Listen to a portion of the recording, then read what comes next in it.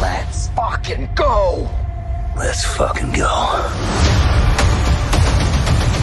Yeah! All right, welcome aboard, ladies and gentlemen. It's time for NFL Pregame Party, the divisional round edition here on our last Saturday show of the year. I'm joined, as usual, by my brother in bye week, Knock. How you doing? Howdy. I'm doing great, man. I'm rested, well rested, just like my team. How about you? Yeah. I'm ready. I hope we show up. Your quarterback's questionable with an oblique injury. What? Yeah, Who? Sam Darnold. Yeah, he's kind of beat up. Oh well. Hey, what you gonna do, man? I don't know who the backup is, but as long as he knows how to hand the ball off, I think we'll Drew be all Lock. right. Oh, well, shit. I ain't worried about nothing then. Cool. No problem. Yes. You never know. In some circles, they might call that an upgrade. Anyway, John, how you doing, man? I'm doing okay. Are you sure He's you're also doing okay? resting this week. Damn, bro. Damn. I was going to be... See, I was We going to never get to say You're that. bad so, cop. I mean, See, I was going to be good cop. I said, you sure you know how to handle yourself, being at home and everything, And you okay. just straight up slamming him with it. Oh, man. Damn. it's something we never get to do. So, No, absolutely. Enjoy it. It's not going to be the same next year. There you go. There you go. They got the Well, we'll proverbial see. chip on their shoulder now. We'll see. Okay, so I guess we'll start off by talking about the national championship. First of all, there's not much news in college football this week. Knox not even got a presentation put together because there's nothing to talk about. I mean, other than who's it you were telling me about? The Oregon quarterback staying in school, right? Yeah, there were some transfers. Dante Moore is not going to let himself get drafted by the Jets, which is smart. Smart guy. Yep. However, I will say he was denied for another year. So he's suing the NCAA right now to try to maintain that eligibility. So Yeah. it'll be decided in course of whether or not he gets to stay or not. Mhm. If it's in Oregon, he'll probably get to stay. I hear you. Listen, let's say hi to the chat real quick. I forgot. It's so early on a Saturday. I'm not used to it. Keely Chow is here. He says, hey, everybody, from early morning in Hong Kong. And, of course, he's out of control already because of the thumbnail I put together. We can't count on him to – we got to do a hand check whenever he's around.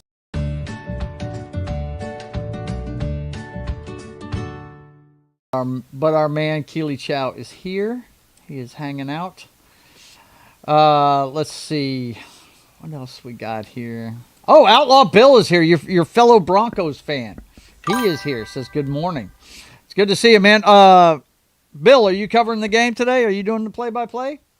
Let me know in the chat if you're going to do it. I'll try and stick my head in there and say hi. Oh, man. Joker's voice is here this morning, too. All right. Yeah. My man, Outlaw Bill, is a big Broncos fan, just like you are, man.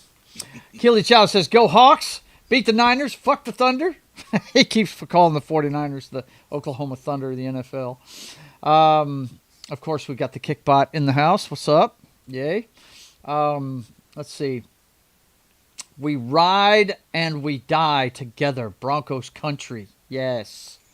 Let's see. Keely Chow said, if I wanted to see and hear some whining, I'll go to Houston for a Titans-Texans game at NRG Stadium just to see and hear Texans fans whine about the Oilers being stolen. Oh, my God. Listen to this guy. Anyway, it's good to see you guys. Joker is here. He says, Drake May, Patriots in the AFC Championship. NFL enjoyed a 6-year vacation. Ah, man. I don't know. I'm not going to talk that big a noise. I'm still shocked that my team's in it, man. I really am. But he says, Keely Roll Tide. Honk Tube. I'm not sure who Honk Tube is, but it's good to see you. Going to be a cold game, but not super cold, he says. All right. Well, he must be talking about Chicago or maybe New England. I don't know. Chicago's 15 degrees. Oh, my God. Yeah. Yes, I will be covering all divisional round games. Very cool. All right, Outlaw Bill. I'll make sure I get in there and give you a like and all that good stuff, man. Get in the chat and get active. It's good to see you, man. Good to see all of you. Okay, so, yeah. Anything else about transfers and so forth, man? No. Not that I didn't discuss last week. Right. Yeah, he pretty much did his season-ending thing last week. All we got's the big game between Indiana and this is Miami. This is looking interesting. Indiana is the obvious big favorites in this one. It's just the way they destroyed. I don't even remember who they played last. Oh, Oregon. Yeah, 56-22, and it wasn't even that close. Yeah. I mean, and it just showed, don't make mistakes. Like we talked about it last week. That's it. Don't make mistakes. If you make mistakes, they're going to make you pay. They're already tough enough to beat. So don't shoot yourself in the foot. So it's just, this could be who makes the most mistakes in this one. And I think the one thing, besides their defense for Miami that's going for them, is the fact that Carson Beck has been in championship. He's been in this environment. Yes, he has. So I think that experience helps a lot. But again, who are we going to get? Carson Beck, the hero, or the turnover machine? So. Yeah, that's the thing, because the last game may have been the best game I ever saw him play. Yeah. The one he could played do against that. Ole Miss. It's just, will he do that against Indiana? He's going to need to. What he did last week, he'll have to do again. The defense will have to do what it did, kind of thing. But Indiana, it's just, I don't know. Yeah, you can't make mistakes. And what Miami's going to have to do is they're going to have to play great defense, which is their strength. They're going to have to really get these guys off the field early and often. And they're going to have to be able to run the ball, because if you're asking Beck to drop back and throw 40 times in this game, then you're asking for fucking trouble. So they're going to have to be able to run the ball, Miami is. They're going to have to run the ball, play good defense. Same things that got them there. You know what I mean? They didn't ask Beck to do too much, and when he did, he was on point. So, I didn't see any crazy throws at him. I think – no, that was Sam Darnold I'm thinking of. See, watching Darnold and Beck is about the same thing. You're hoping they don't throw a fucking pick. You know what I mean? Yeah, just get it to your skill guy, Tony. Hopefully he doesn't fumble. But other than that, he's a really good wide receiver. Mm-hmm. And, get your running backs going. So, Miami has a way to win, but can't make mistakes. That's about all you can really say about it. That's it. I mean, that's the road to victory for them. Joker's voice. Take care of yourself, man. It was good to see you. Thank you for stopping by, buddy. Appreciate you. And I know you're a big Patriots fan and looking forward to tomorrow night. Or maybe, are they playing tomorrow afternoon? We're fixing to look at it. But yeah. Who are you pulling for in this one? I'm pulling for Miami. I don't want to see an undefeated season. I'm pulling for Miami.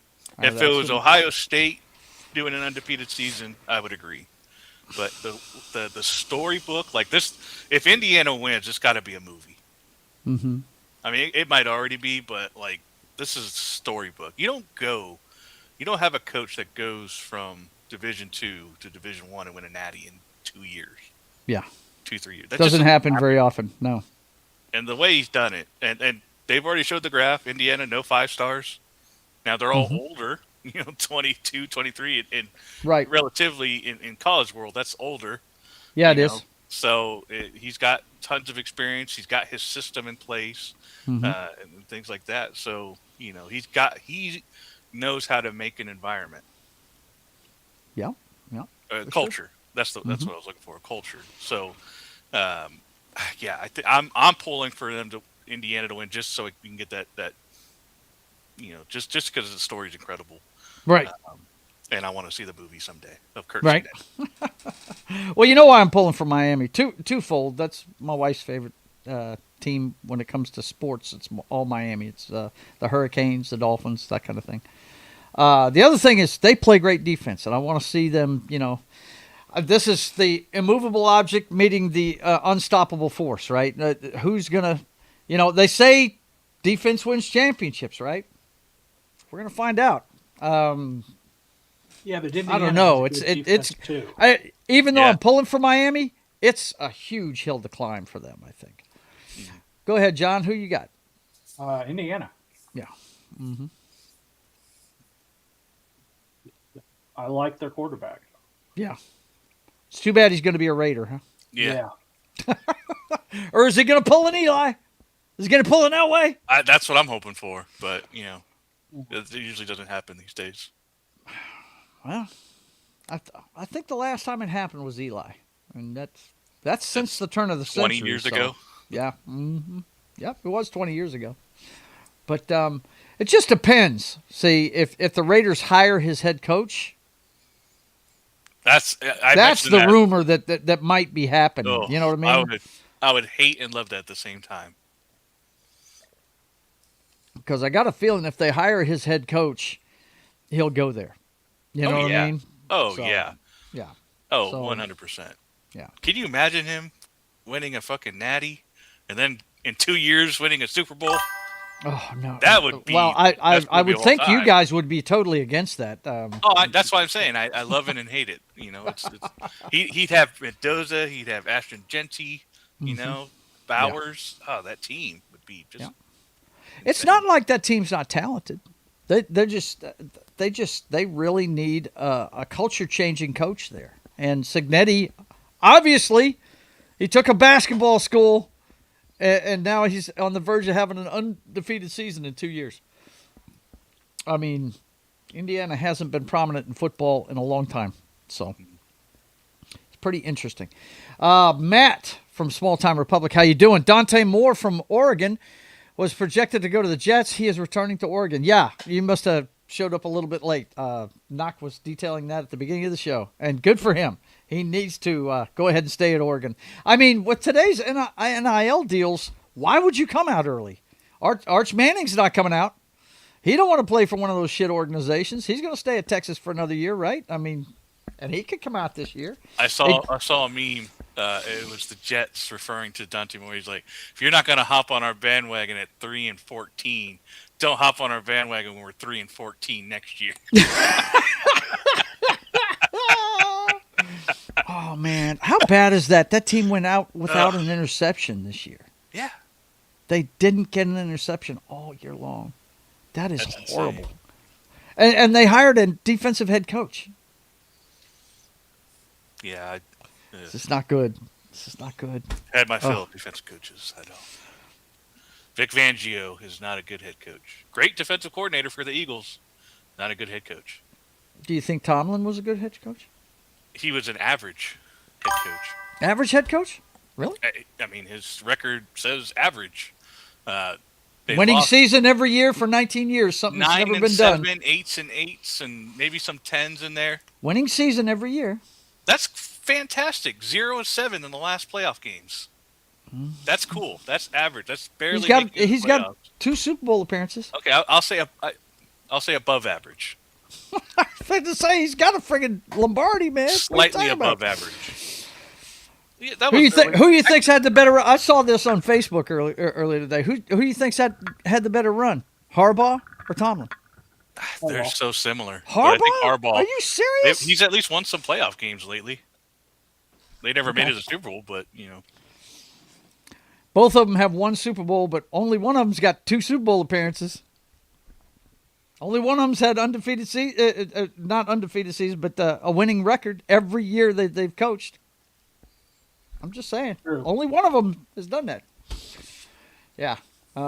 Speaking of Harbaugh, before we get into the games today, I'm sure all you Cowboys, Eagles, and who else is in that damn division? Commanders.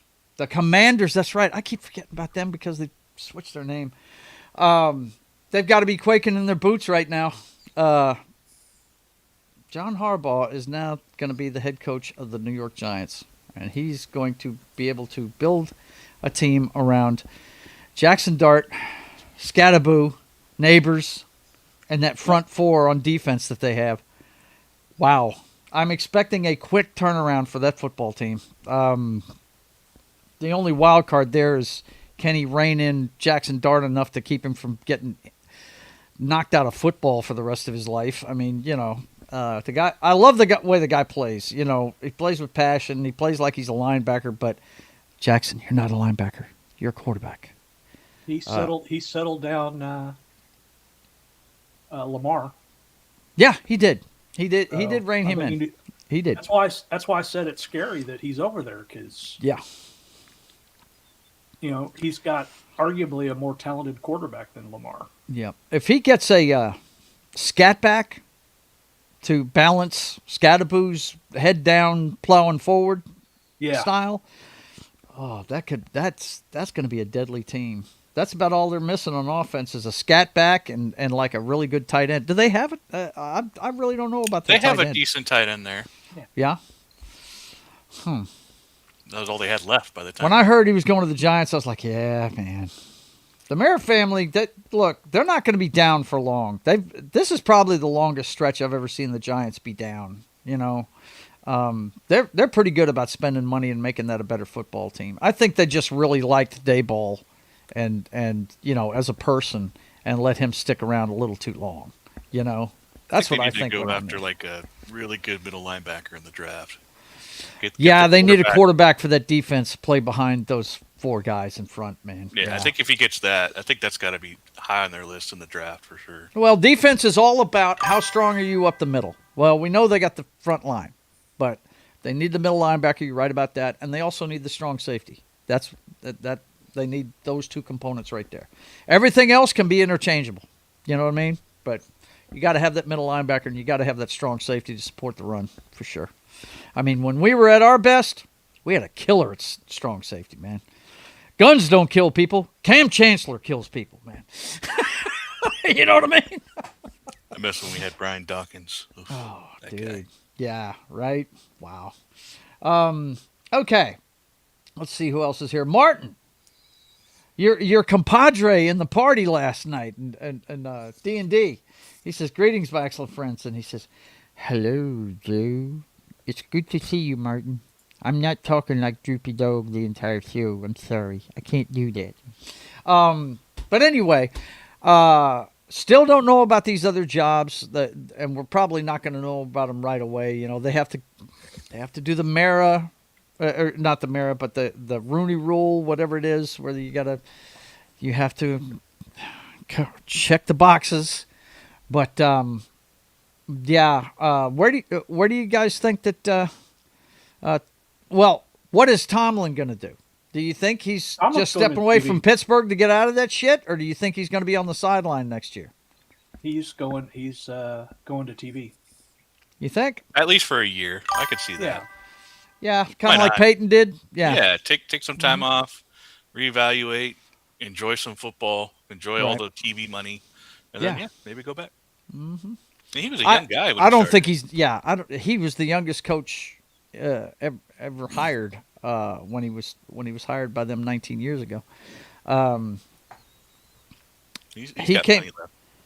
Oh yeah, for sure, man, dude. I love his coaching style, dude. Like I said, I think he's a guy that players dig, man. But he's had his run. Same with Harbaugh. Imagine what those guys in New York are thinking right now, having that guy fixing to walk in that building. You know what I mean? The lackadaisical guys, the vacation's over, bro. You're going to work now. As soon as he got there, they locked the doors on him. They stole the gas from the plane so he couldn't get away. And, they basically imprisoned him and said, "You're not going to sign this contract." Damn it, you're not leaving New York, damn it. Stefanski, number 3 on the musical chairs chart. Do you think the Ravens would hire him? I don't get the hype with him, but that's just me. Well, he's a 2-time coach of the year, buddy. I mean, he's done great things with nothing.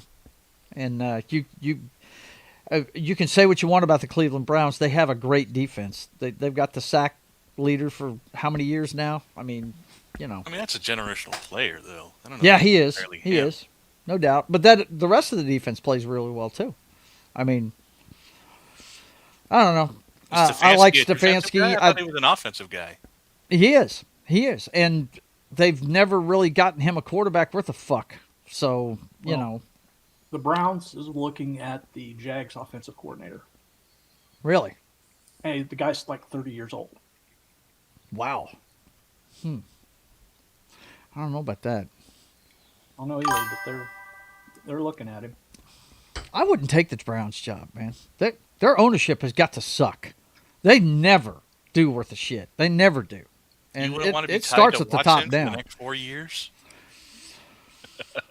Watson's still on that fucking roster, man. Yeah, he'll be wants paying that him job, for the next 3 or 4 years. Don't tell me Pete Carroll doesn't be coaching the fucking Browns because nobody else would take the job. Who is? I'm brain farting here. Who took the Texans' job for a year and got fired because he lost that game? Well, not because of it, but that's Lovie Smith. Lovie Smith. Get the Yeah. bridge cube. We have bridge coaches now. That's the bridge coach. Yeah, him and Pete Carroll are competing for the Cleveland Browns job now. Oh God, too funny, man. Oh, yeah. Too funny. No, that's just it's a snake bit franchise, dude. The last person that did anything with that team was Baker. Huh? Well, Baker Mayfield, yes. I'm talking about coaching, though. Oh, okay. Because I think Stefanski wasn't the coach then, was he? They had that big fellow. I can't remember his damn name. He's on the 15 game as their coach. I can't remember the guy's name. But, no, the last time they were relevant was when your Broncos knocked them out of the playoffs twice in the AFC Championship game, 2 years in a row. That was Bernie Kosar's Browns. The first year was the drive that Elway led at the end of the game. I think that was I think they started on their own, too. It was like 98 yards. He took them down at the end of the game. And then you had the fumble by Ernest Biner in the second one. That they were supposed to win that game, man. But anyway, is he somewhere on this list? and that was Marty Schottenheimer, whose son is let's see. Isn't his let me see. He's the coach in Dallas now, isn't he? His son?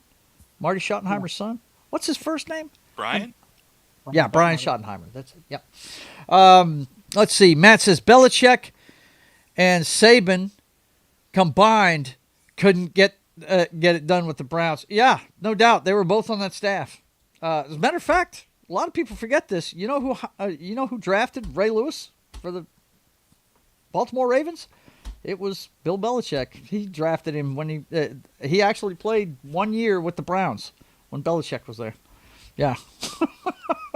That's where he got his start. Yeah, Outlaw Bill, The Drive, 1987. Yep. And 1988 was the fumble. Yep. Remember that. Long time ago. Okay. Well, that's history. Let's talk about who's going to make history this weekend. Here's the bracket. Do we want to talk about last week's games? Do we want to talk about those? Yeah, I think we could. At least I think we've got time to do this. Okay, so I'm not going to go in the order they were played. Let's just go ahead and go by the bracket here. The first one you want to talk about is the Bills. First of all, kudos to the scriptwriters of the NFL. Four of these 6 games were decided inside of 2 minutes. The team leading at the 2-minute warning did not win the game. So kudos to the scriptwriters. This is parody. This is what they were looking for years ago when they did the free agency thing and everything.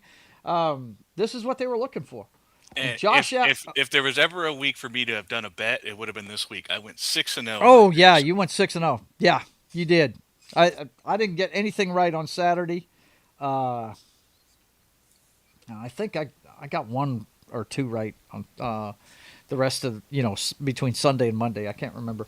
But this one here, Jacksonville, they brought Fabio back down to earth. And look, I sat there, and as a matter of fact, I was going to grab that clip, and I think I'm going to go ahead and cue it up anyway while you guys are talking.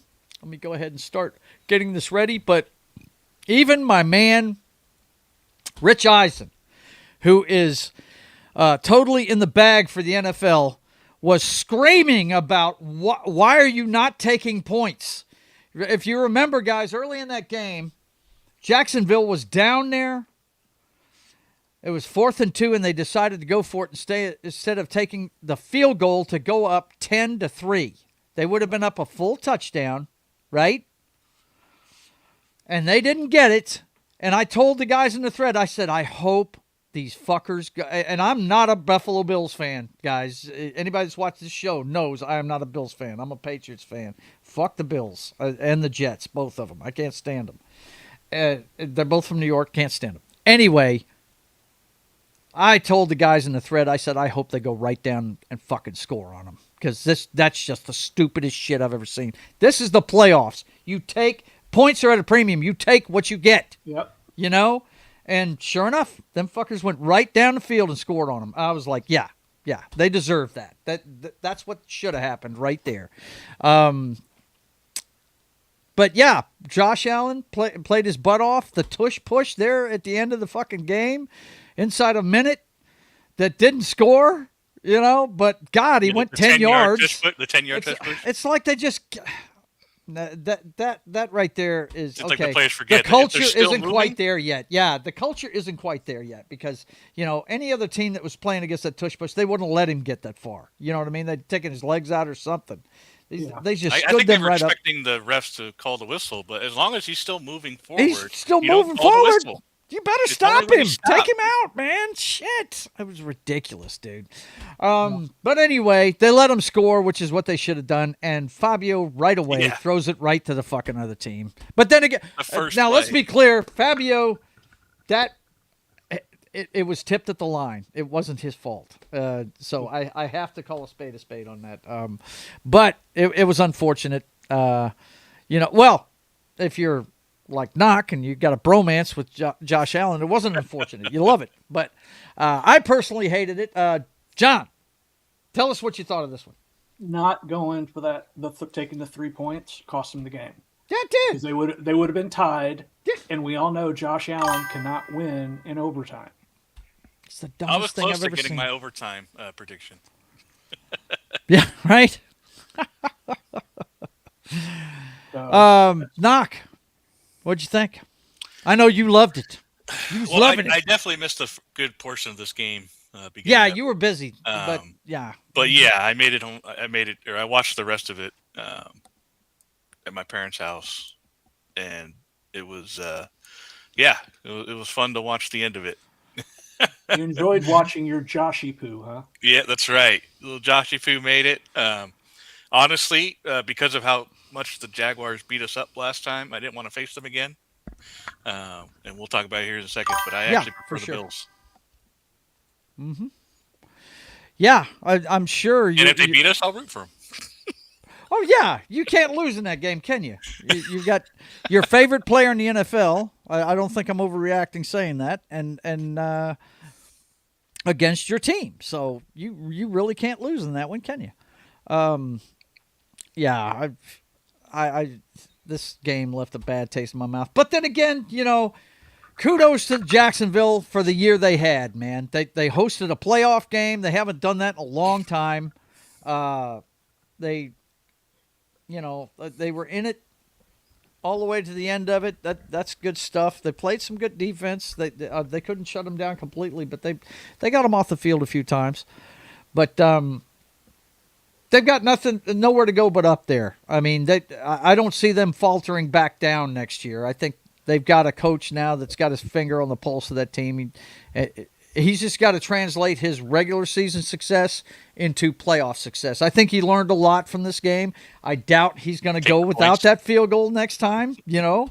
I think that guy seems to be a smart dude, and I think they've got the right head coach there. I think they're going to do okay. What do you think about the Jaguars' future there, John? I think as long as they can keep Fabio healthy, they'll be okay. Yeah. And they did that for the most part this year. Mm-hmm. Especially since Etienne got going. This was definitely his best season. Etienne has an expiration date, though. I mean, yeah. He's got I feel like he hasn't had the touches, though, that normally running backs get. I could be wrong, but I feel like I don't know. His career statistic is low enough to keep going for a couple more years at least. Oh, well, it'll take me a while to find that clip, but I'm getting sick of this fucking analytics shit. He's 26. He's got about 3 years of prime left, and then he falls off a cliff. Is he going to fall off a cliff, though? According to Madden, it's 29 that you fall off a cliff. Right. According to Madden. Well, I mean... Well, running backs, they generally, about 29 or 30 is when they generally start becoming, they're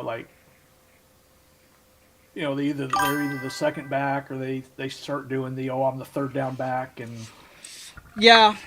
It's, I tell you, position. the friggin', oh God, what am I thinking?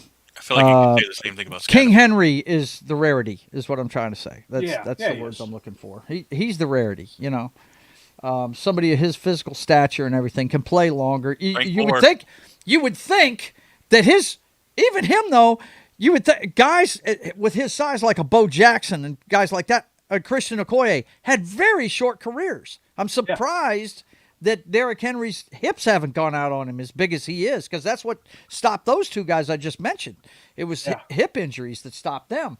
But it's very, very rare to see a guy like that. I was in Dallas the day that Emmitt Smith broke the rushing record against the Seahawks. Broke Walter Payton's record that had stood for well over 2 decades. And I don't think we're ever going to see it get broken again. I think Emmitt Smith is probably going to be the last one. Because it's so hard in today's game to have that longevity. And it takes a special person to do it, And I'm not saying special person as far as mental. I'm talking about physically. Emmitt was built so compact and in such, he was a smaller guy, but he was built like a fire plug, and he could take that kind of punishment over and over again, Not many guys are built that way. I feel like by the time, because I think what we're getting as far as offenses go, right? We're in the passing game renaissance right now, right? Yeah. And I think eventually we're going to go back to the run game, because eventually teams won't know how to stop it, because all they know is stop the pass, right? Right. So, and I think by the time we get back to the running side of it, I think medical advances will be so much that maybe that'll start to, help longevity players. Also consider this, buddy. Most teams run by committee now. Yep. They don't have a horse that they rely on every down. Every one of them, look at this. The Seahawks have one of the best running games in the league. It's 2 guys. It's Walker and Charbonnet. But when you get a generational Sonic and Knuckles in Lions in Detroit. Mm-hmm. Yeah, Sonic and Knuckles, right? Mm-hmm. But yeah, to Knox's point, that it's going to be rare, and it's going to make it really special when it comes along again. And it takes a special person to break records. So I mean, absolutely. Yep. Let's see. Emmitt Smith, Walter Payton, and Barry Sanders are the GOAT running backs. You know, every time I hear this, I got to mention one name. And he had a short career, but he did something that none of those guys did. He scored 15 or more touchdowns for 5 years straight. Can you name him? Sean Alexander of the Seahawks. That was a special guy, but he had a short career because he was a bigger guy and his legs took him out eventually. But there was a time when if you got in the red zone and the front line they had Walter Jones and what was the guard's name? He's in the Hall of Fame now too. He played most of his career with the Vikings, but he started with the Seahawks. God, what is that guy's name? Can't remember. Somebody in the chat will know. They'll tell me. But those two guys, most teams run right. They always ran to the left behind Walter Jones and this guy, this big white guy that was running for, was the the left guard for the Seahawks, man. My God, wow. They got inside the 20, they were going to score. I watched him score 3 times inside of 2 minutes right before halftime against the Minnesota Vikings one year. I was like, holy shit. You know what I mean? It's crazy. But yeah, those guys are the greats. They really are. And all of them had different running styles.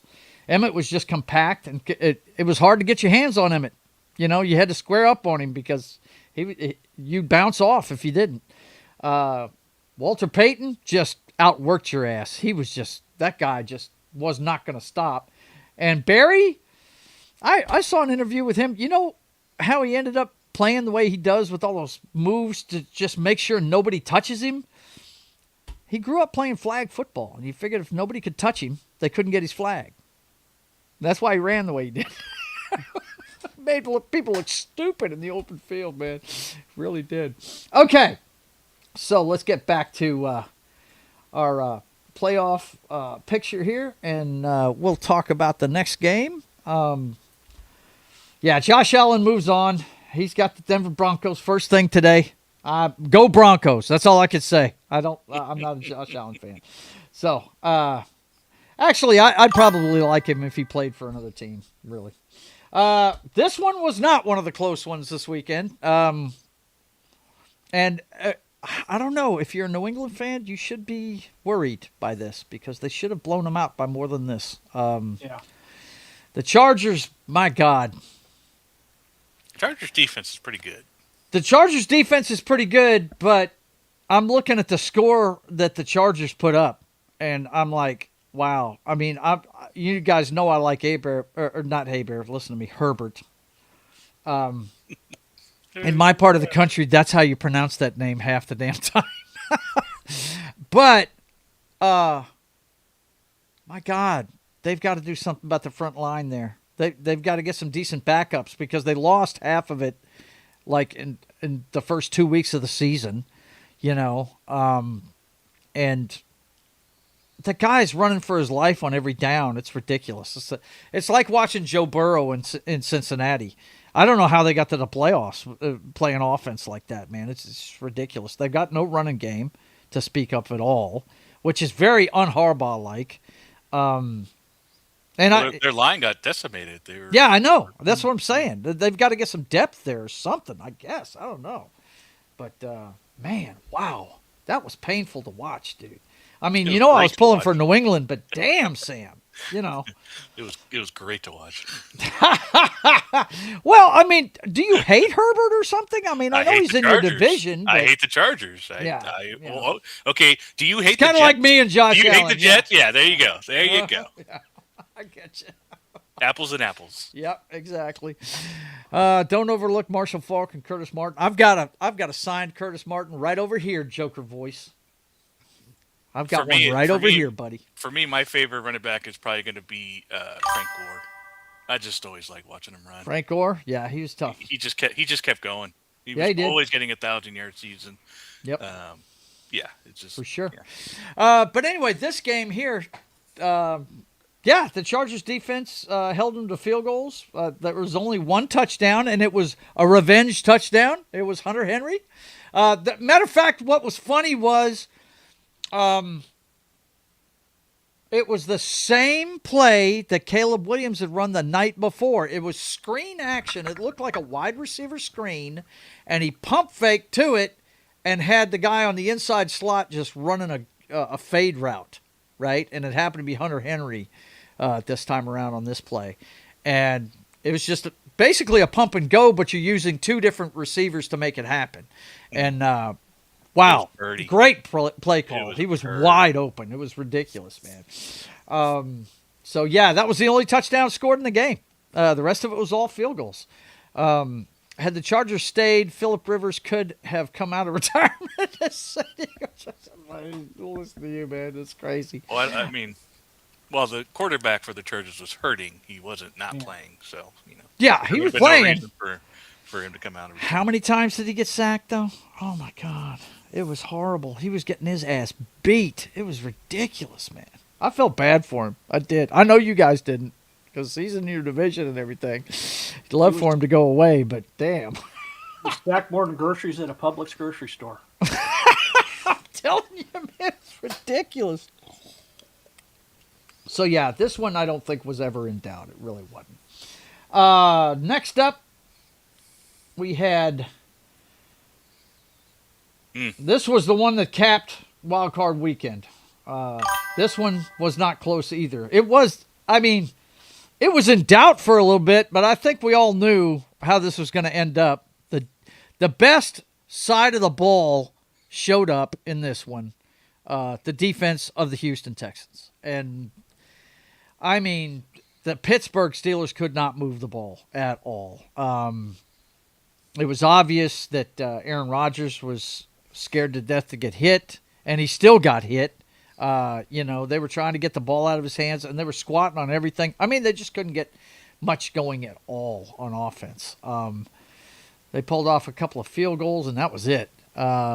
Stroud, however, I put Stroud and Love on about the same level, and I figured out this weekend Stroud's a little lower than Love. He makes bad decisions, man. If it's not on schedule, just take the sack, man. Yeah, just take the sack. Quit fucking around with it, and just get what you can and get down. You want to see panic on a field? Yeah. All his interceptions were pure panic. Yeah, it's ridiculous, man. And when you have a defense like that, you can't do that. They're not going to survive this round if they play like that. That's not going to work. New England will jump all over that shit, and they'll take it to the house on him. You know what I mean? New England has a physical run game. Yeah, absolutely. But yeah, this was a tough game to watch for me because like I said, the only good side of the ball was Houston's defense, but Pittsburgh's got to come up with a running game somehow, man. You've got to run a ball against this kind of defense. You have to. Especially if you don't, you get what you got. You saw Aaron Rodgers on the deck a lot because they knew where he was going to be. He can't move like he used to, It was, I'm no big Aaron Rodgers fan, but damn, I hate to see him go out like this. If he retires, this is an ugly way to go out because it was bad. Done. He's done. I think he's done too, especially with Tomlin stepping back from coaching. He's not going to want to play for a new coach. Well, it depends on who they get as a coach. Boy, Pittsburgh. Nah, they're not going to do that. Pittsburgh's going to have a good coaching vetting system. They're really good at picking their coach, and they're going to keep him for a long time. So, is Mike Holmgren still available? Mike Holmgren. There's the name I was looking for. Steve Hutchinson. Thank you very much, Keely Chow. That's the guy. That was the big left guard for the Seahawks back then. All-world left side of the ball there. That's funny, Doc. But, yeah, Houston, Stroud he's got to play better. It's Nico Collins is out, by the way. Yeah. Oh, shit. Well, okay. Well, we're going to make our picks on these games here in a little bit, but you're just fueling that one for me. My God, wow. And it's going to be cold up there too? Oh, shit. Yeah. And Houston plays in a dome? Yeah, that doesn't bode well. Does not bode well. He's done. Should have retired years ago. I don't know, man. When you see Brady play till he's 45, I heard Brady in an interview say to one of his contemporaries, he told him, he said, "Look, why wouldn't I keep playing? The flats are always open, the middle of the field is open, and they can't touch me. What? Why wouldn't I keep playing? You know what I mean?" So. Well, what did he say to Stafford? He's like, "Hey, man, it's great that you have another 6 years to play." Right? I think Stafford's like 39 now or something like that. Yeah. It's ridiculous. Why wouldn't Rodgers? I mean, if he gets in the right situation, he could go somewhere. Next game was the first one of the weekend. And Good one. A good one. yeah, it was a great game. And the Panthers had a chance to win this. They really did. It was impressive. The NFC South needs to pay attention. This, you got to feel good about this because you want to talk about a team that looked like they were in total disarray 2 years ago. And then Bryce, after they benched Bryce Young for a little bit, and when he came back, it was like a totally different thing. The guy started to improve week to week. It was almost like he wasn't doing the work before, and he got the wake-up call, and now all of a sudden, he looks great out there. He's making good decisions. I enjoyed watching this game, especially from his perspective. I thought it was really, really good. Their running back didn't produce as much as we'd hoped, but the Rams. The Rams on paper should have beat the shit out of this team, and they didn't. Kudos to the friggin' Panthers for showing up. My nephew is a huge Panthers fan, and after the game, he texted me. He said, "Hey, man, they represented well. I'm proud of them." I said, "Yeah, you should be. You hosted a playoff game for the first time in a long time since the Cam Newton era. And that's a decade ago." Yeah, him being there, I don't think helped at all. No, it didn't.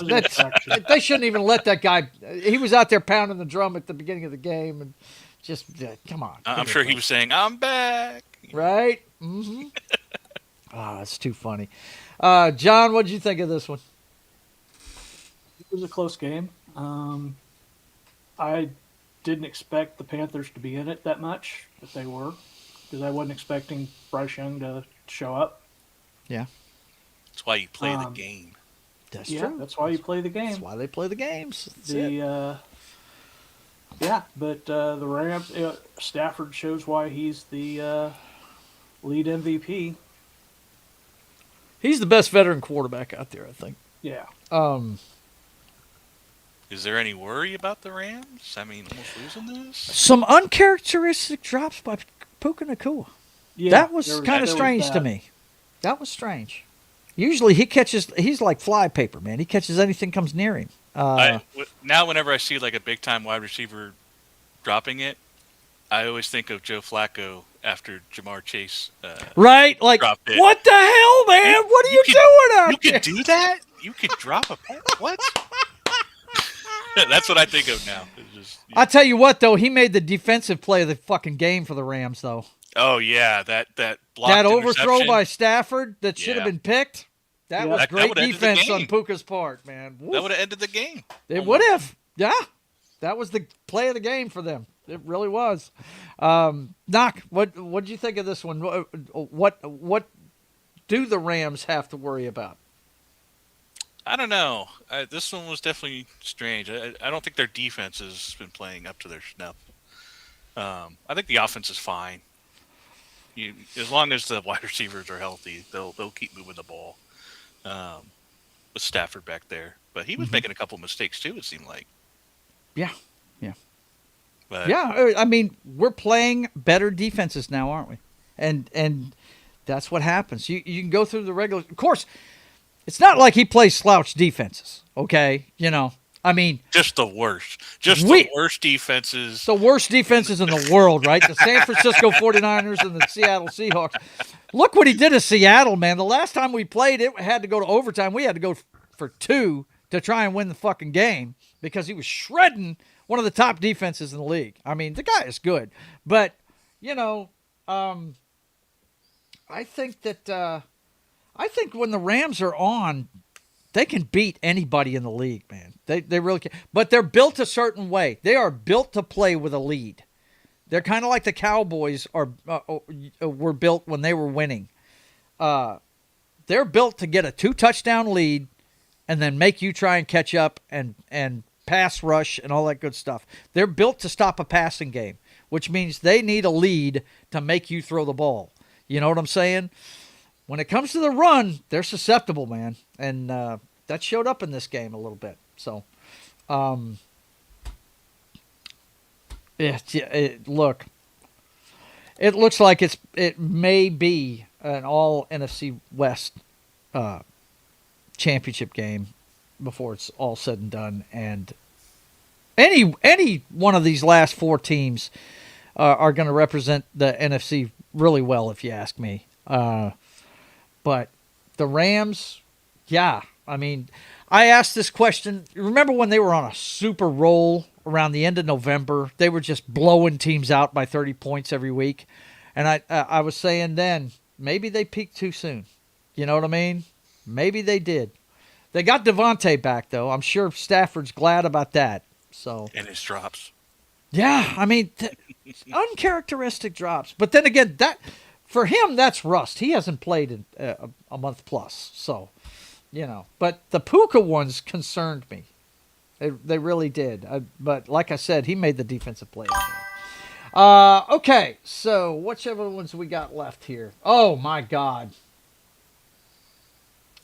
The one that went back and forth and back and forth. Well, actually, it was a tale of 3 quarters and then a 4th quarter. The first half, as you can see, they couldn't stop the Packers for shit. They scored 3 touchdowns easily, and the Bears could only muster 3.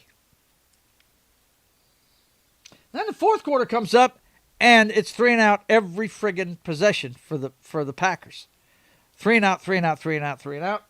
And Chicago only mustered a field goal. And then I told my wife when this quarter started, I said, this is like watching Eli's Giants. You better pack a lunch and bring some friends because here comes Caleb Williams. It's the 4th quarter.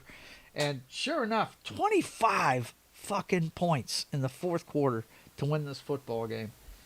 Ridiculous. I think this game is why people started making the meme of Broncos and Bears Super Bowl. Yeah. Because nothing will happen until the 4th quarter. Yeah, right? You guys will just tear up the middle of the field, punt, punt, punt, punt, punt. And then the 4th quarter, it'll be on like it'll be the greatest Super Bowl ever in 1 quarter. I tell you what, man. I was telling the guys in the thread while I was watching the game, I said, is it me or is every other throw Caleb Williams makes make him look like he needs to be playing in the UFL?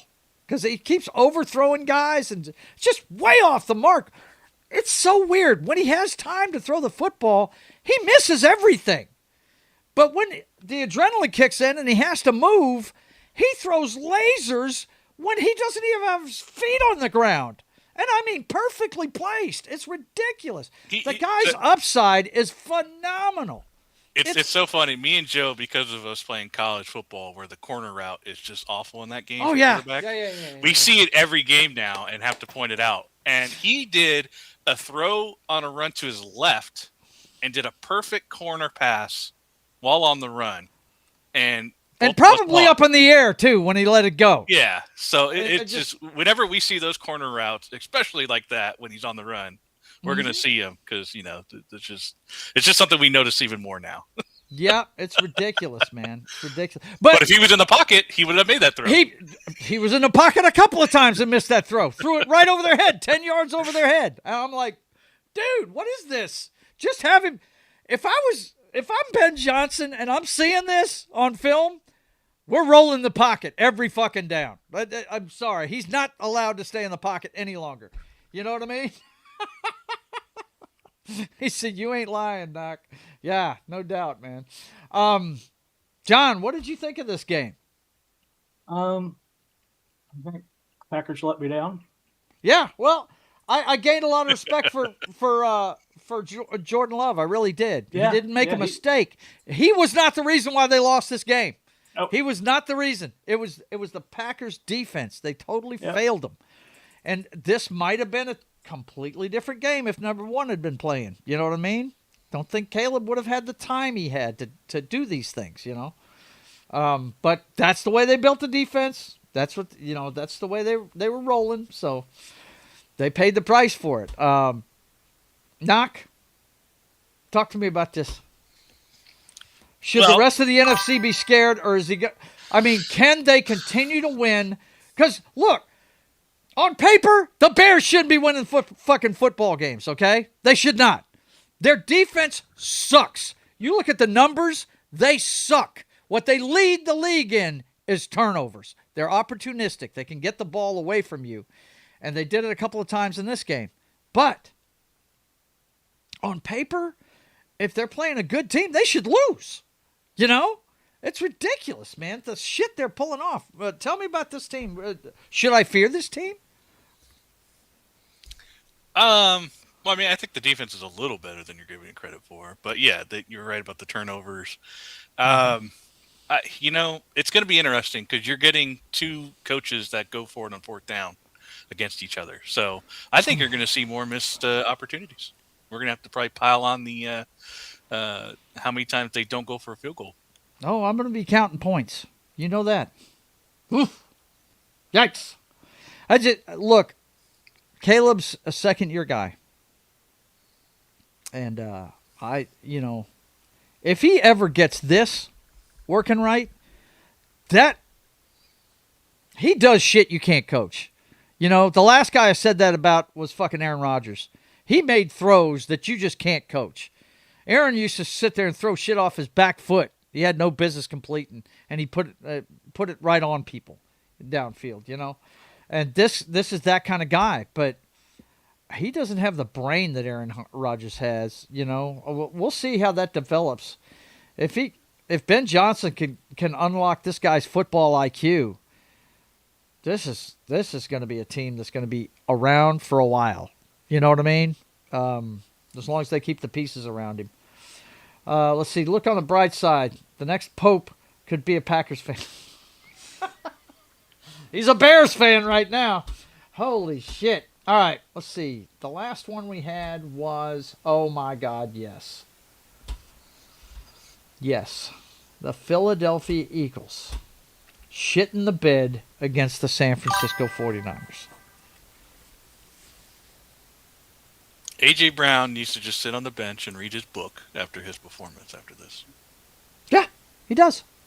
He does. All that shit he was bitching about, and then he does that. Drops the most crucial of passes. Like, yeah, I kind of put this game on him. I know you can't put it on one play. Right. He made multiple drops that killed their drives. Yeah. And he's sitting over there bitching and, you know, causing fights. Right. Or participating. I don't know if they were exactly his thing. But you know the coach is not going to let that coach in particular is not going to let a player shit talk him. So right. He's going to snap back. Yeah, he is. That guy, he is Jersey through and through. Yeah. Or Philly through Nick and through. Sirianni? Yeah. Yeah. Absolutely. So, I mean, yes. he's not going to take that shit. Real quick, let me address this by Outlaw Bill. He says Caleb Williams lost his temper on coaches and teammates. Yes. That's leadership. I'm sorry, Outlaw Bill. I have to disagree with you. He may have lost his temper, but that's somebody that wants to fucking win. I will give Caleb Williams that. He lost his shit, but you know who else I used to see lose his shit? Tom Brady lost his shit a lot. So did Troy Aikman. Peyton Manning. And these are guys that won multiple Super Bowls. I remember watching Aikman one time when he got sacked.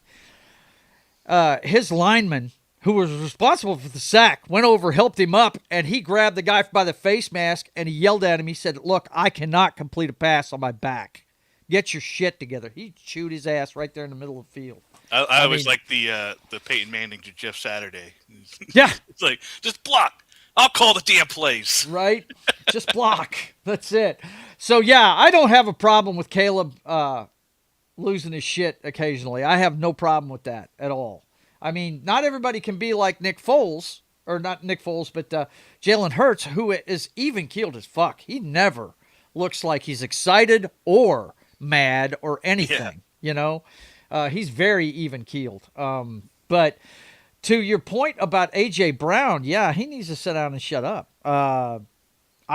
If I was Nick Sirianni, I'd have been chewing his ass too, lollygagging off the field after a fucking drop. You know, he needed that kind of kick in the ass. He really did.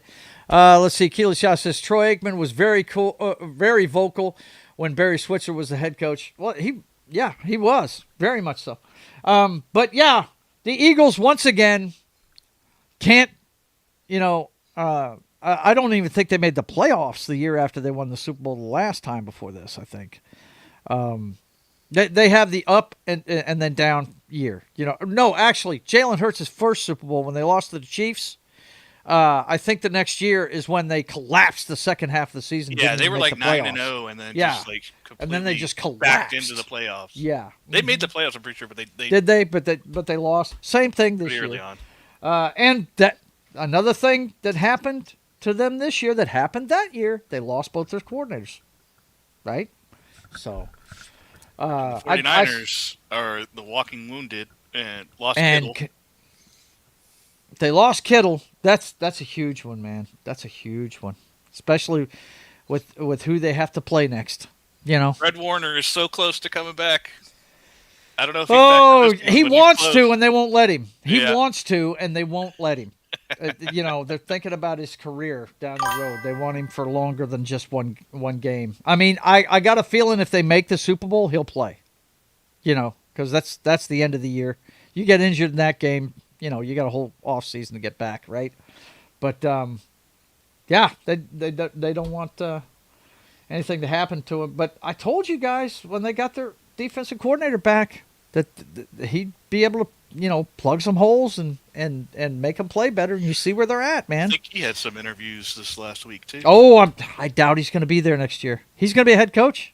I got a feeling he's going to be a head coach again. I wasn't too impressed with his head coaching, but yeah. Well, it was for the Jets. It's kind of like being the head coach of the Cleveland Browns. Can we really judge that? I mean, if you're not good enough to turn a team around, then I think that's something. I don't know, man. I don't think he should be judged. There's certain franchises that I don't know if anybody can turn the Jets around, man. But anyway, this game, the Eagles, they need. I think they already fired their offensive coordinator, didn't they? Yes. The day after the game. Yes. And so, yeah. Nick Fangio's not going anywhere. No, he's not. And he's not the reason why. Look, you hold the 49ers to 23. With the kind of offense you have, you should be able to win that game. Something's happened with the running game. And it may be something as simple as the front line, guys. It's not Saquon Barkley. He ripped off a big one during this game. If they do the blocking, that guy can still get after it. I really think it's the front line that's the problem there. But I could be wrong, But, they punched their ticket to Seattle. So, let's get to talking about this week's games, boys and girls. Yes. We start with Outlaw Bill and Knox's favorite team, the Denver Broncos. And they are heading to, or they're not heading anywhere, but out of their bed and to the stadium. They're not getting on a plane. They're at home. They've been sitting back watching everybody beat each other up. And they get to face Josh Allen and them Buffalo Bills. First thoughts about this one, Knock. This is your team. Tell me about it. What's up? Well, coming into this one, Josh Allen is a little beat up. Oh, yeah. The one thing that the Jaguars achieved, they beat him up quite a bit in that game. He got dinged up. We are the sack leaders, so I'm hoping that Nick Benito, Zach Allen, Franklin Myers will get to him. Unfortunately, we are susceptible, which we saw versus Trevor Lawrence. If we don't get to them, they make huge plays. And Josh Allen could do that. So that's what I'm worried about. I would feel so much better if we had DK Dobbins back, which we won't, because the Bills are susceptible to the run, and we suck at running. So I think we're going to see a lot of McLaughlin out there as opposed to R.J. Harvey. I don't think R.J. Harvey's the 3-down back kind of guy. Mm-hmm. He's more of a change of pace. Get him out on the flat. He's quick, but he's not the guy you want going up, north and south. So I think McLaughlin's going to be our guy, mainly with the rock. But our wide receivers need to step up. I think if our defense could get after Allen, I think we can contain James Cook. We've managed to contain running backs. If we do that, depending on if we can get to Josh Allen or not. We don't get a lot of interceptions. Mm-hmm. We really don't. We get a lot of sacks. So if we can't sack him, we're probably not going to get the interceptions. But it's going to have to be Nick Benito and Zach Allen. As far as our offense goes, our wide receivers are going to need to. Lately they've been doing a lot better than they were earlier in the season. They were dropping a lot of balls earlier.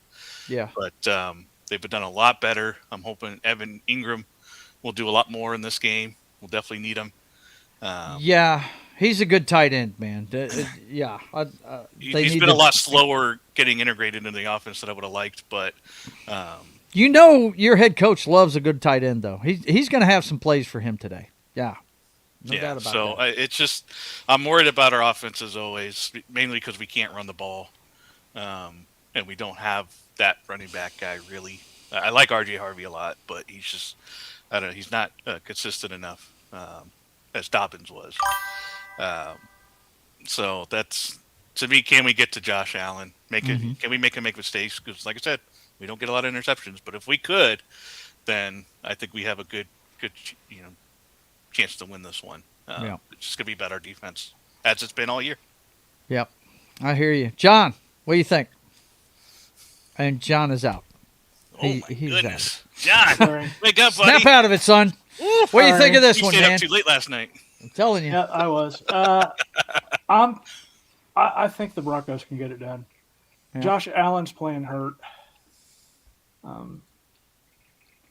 But to me, that's like saying Mahomes is playing hurt, right? I can't trust it.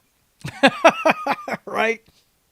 Oh, he's limping, and then he runs for 20 yards, first down. So I runs for 10 yards on a tush push. Yeah. But this is his throwing hand. This isn't like a knee.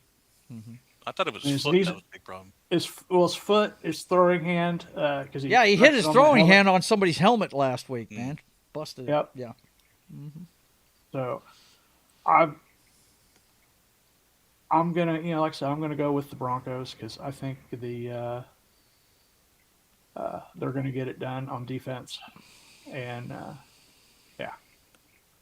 Well, here is my analysis of what the Broncos need to do to win this game. First of all, the Bills' strength is passing defense. So, as much as you hate it, Knock, they're going to have to supplement the running game with screen passes. They're going to have to, because you can't go deep on every play and beat the Buffalo Bills. They will take the ball away from you. They've got to get some kind of running game going or a screen game going to suck these guys in. On defense, the blueprint for stopping this guy is out there. You just can't run past him. You can't give him lanes to run in. You can't do it. If you collapse the pocket on him and stay at his level, don't run past him. It's a proven fact that if he stays in the pocket, you can stop this team. It's him extending plays that breaks down defenses. You know what I'm saying? So it's up to your front four to keep that guy contained. And you guys don't blitz that much, I don't think, do you? No. Yeah. So no, we do very, very selectively. It's where we get some of our sacks is we selectively blitz. And the other thing I would say is this: if I'm Sean Payton, I'm in Bo Nix's head. Look, man, just take a breath and let the play develop. You've got time. They don't have killer pass rushers on this team. You're gonna have time. Just take a breath, and then make the right decision and throw the ball. You know what I mean? So I'm gonna need some Bo Nix magic in this game. I hear you. There's nothing wrong with that. It's just his game would go up so much more if he just take a breath, because he throws the ball a little too quick sometimes. Yeah. He doesn't let things develop. So That's my only knock on him. I love Bo Nix and his mentality. He makes miracles happen when he's under duress. That's for sure. He's good at that. But the on schedule throws. That's what I need to see out of him. You know what I mean? The little 5-yard dumps and stuff like that. It's he doesn't let the stuff develop and make the right throw. But that comes with time. He's young. Like Caleb Williams, he's a second-year guy. So hopefully, he's also like 26 years old, so he's not exactly like fresh out of. I mean, he's right fresh out of college, but he was in college for a long time. Right. Yeah. He played a lot of games in college, and that's why he did so well out the gate. I think that's why he was the best in his class coming out, because he had that kind of experience. So, I'm pulling for him today. I think that they will win it. I'm not guaranteeing it because you never know with that freaking schmuck from Buffalo. I don't like that guy. The main thing I don't like about him is twofold. One, he's looking for a flag on every fucking play. I can't stand people like that. Aaron Rodgers, same way, looking for a fucking flag on every play. The other thing I don't like is the fact that he just runs to the sideline until the last minute and then throws the football, and half the time guys hit him when he's in bounds and they get flagged for it. And that shit drives me bonkos. If these guys are going to go out of the pocket like that, and I think the same thing about Drake May. If he wants to get his ribcage blasted, fine. Don't flag him for it. You know what I mean? It's ridiculous when I see that. It just drives me nuts. But I don't. If the defensive coordinator is it Vance Joseph? Is that your guy? Is that him? If he can get those guys to just rush upfield and play controlled and just collapse the pocket on him, don't go past him, close those lanes down. You know how I'd face him? I'd be rushing 5 guys every time. One right up the middle, and then keep everything squished in on him. And don't let him out. Just don't let him out. That's how you win the game. Don't let Josh Allen out of the pocket. You're going to win the game. So, of course, they got to stop Cook, too. It's rough, man. It's going to be a good game, but, you've got a defense that can do this. So, I think they got surprised by the Jaguars. I think they really did. I don't think they expected. He probably had his best game of the year, Mr. Fabio there, during the Broncos game. And he used his legs a lot, too. So, yeah, you got to spy Josh Allen, or you got to rush 5. Just keep him contained, man. Don't let him out. Don't let the big play happen. And I think you can contain Cook that way, too. But anyway, that's my 2 cents. I think Buffalo's going to win the game. I'm you think sure. Buffalo's going to win? Or no, did I say Buffalo? I meant did the Broncos. I think they're going to win. I think the home team, the number 1 seed. I'd love to see the numbers on it, but it's probably pretty high percentage. They usually win the first game. You know what I mean? Yeah. You two think Broncos as well? Yeah. Yep. Okay. I think our defense can pull it off. Defense wins championships, man. I know it drives you nuts. You want to see everybody score every time they get the ball, but good defensive games, they're fun to watch, man. They really are. I haven't enjoyed a defensive game since the old Steelers-Ravens game. Yeah, and those were great games. Those were defensive. To me, they were. Those are defensive games. Yep. These days, it's more like just 3 and outs because you can't catch a ball. This could end up being a defensive game. This is 2 good defenses right here. Arguably, the Texans may be the best defense that's left in the postseason. I mean, they're right on par with the Broncos and the Seahawks. That's the 3-headed monster right now. Those are the best defenses in the game. But the Patriots are pretty good too. They're not world beating, but they can definitely mess you up. The Texans going into New England in bad weather, inclement. They play indoors. This automatically knocks them down a couple of notches for me. Also, Stroud, his history in the playoffs, We talked about his last game earlier. The defense won it for him. The 30 points they scored came late when they were just basically just running out the clock on these guys. It just started to snowball after a while. It wasn't like Stroud was lighting them up the whole game. Those points didn't come till later. Now, they're playing a much better offense this time. They've got a two-headed monster at running back. They've got that power back and that scat back in Stevenson and Henderson. They've got that. They've got a really good young quarterback in Drake May. Man, we've got, 3 second-year quarterbacks in here in the playoffs? This is pretty neat to see. It really is. We got 3 young guys that can get it done. I think New England. 1 first year. What's that? 1 first year. One first year. Ben Johnson. Yeah. Isn't this his No, first he's year not or is this his second quarterback. year? I'm talking about quarterbacks. Oh, I'm sorry. Yeah, it's fine. I'm talking about Bo Nix, Drake May, and Caleb Williams. That's who I was talking about. They all came out of the same draft 2 years ago. Yep. Yeah, first-time head coach, no doubt, and Ben Johnson. But I just see New England winning this game. I think they hold serve. I think the Muskets fire a lot. Yes, the defense can definitely wreck them, no doubt about it. But, they have a defensive-minded head coach themselves. And I'm sure he's coaching patience right now to his young quarterback and his running backs. Just be patient, We'll get it done. It may be hard, but we're going to get it done eventually, Bye, John. I just feel like New England's going to get this one. Now, we are definitely going to find out what this last place schedule has produced, right? They looked great against the Chargers last week, but they only scored 1 touchdown. You know what I mean? And to Knox's point, the Chargers defense doesn't suck. So and the Texas defense definitely doesn't suck. Definitely doesn't suck. It's one of the best. So